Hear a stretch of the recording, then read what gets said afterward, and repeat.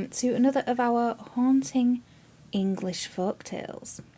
Today we have Black Anise, or Black Agnes. It differs. And she is both known as a witch and a sort of a boogeyman type figure. Now, it is said that she haunts the countryside of Leicestershire, England, living in a dark cave located somewhere in the Dane Hills, known by locals as Black Anise's Bower, which she had dug out of sandstone cliffs with her iron claws, with an old oak tree marking the entrance, a tree which she's sometimes hid in, waiting for someone to come along so she could snatch them up. Now, the earliest known reference to Black Anise was an 18th century title deed of all things, which referred to a parcel of land or a close being referred to as Black Annie's Bower Close, the exact date of this being the 13th of May 1764. She was said to be very tall and horrible, with blue skin, glowing eyes, long sharp teeth, and claw-like fingers tipped with sharp iron claws, which she used to tear into the small children she prepared to eat. After she had sucked the child dry of blood and eaten their flesh, she hung their skin on the old oak tree to dry, later to be sewn in her skirt made purely of child's skin.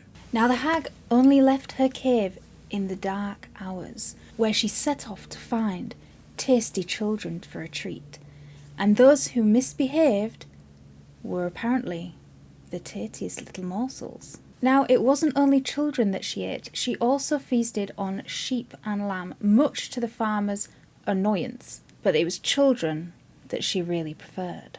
And children were warned not to venture into the Dane Hills after dark, in case Black Anise snatched them and took them back to her cave and sucked them dry. Now, it was most common to see her long bony arms reaching through shack windows to pull children out, and the witch's horrible howl could be heard from miles away, which gave people time to prepare for her dark visit. And it is said that you could even hear her sharp iron teeth grinding together, even from far away, which gave people time to bolt their doors and lock their windows. And it is said that cottages all over Leicestershire were built purposefully with small windows so that Black Anise could not get her long bony arms inside and snatch the children from their beds. Now, the origins of Black Anise are very obscure, and she can be attributed to many goddesses throughout mythology, from Celtic to Germanic to even Greek, as well as the suggestion that the character of Black Anise of Leicestershire legend was based on the real person of Agnes Scott, who was a late medieval anchoress, or by some accounts a Dominican nun who cared for the local leper colony. Born in the village of Little Antrim, who lived a life of prayer in a cave in the Dane Hills, and was buried in the churchyard in Switzerland. And there has even been a poem written about the character. 'Tis said the soul of mortal man recoiled to view Black Anise's eye so fierce and wild. Vast talons, foul with human flesh, there grew, in place of hands and features livid blue, glared in her visage while her obscene waist warm skins of human victims close embraced. Not without terror they the cave survey, where hung the monstrous trophies of her sway.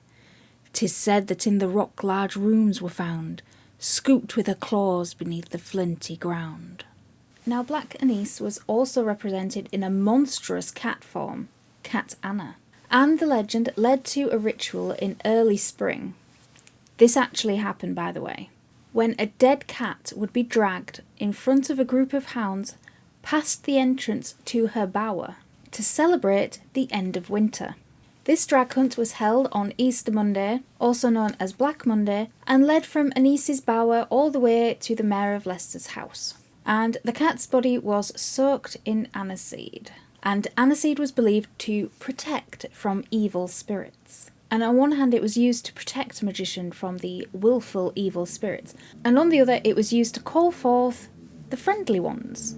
Thankfully, this custom died out at the end of the 18th century.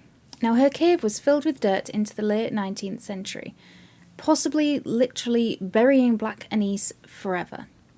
However, this is unlikely due to several different factors.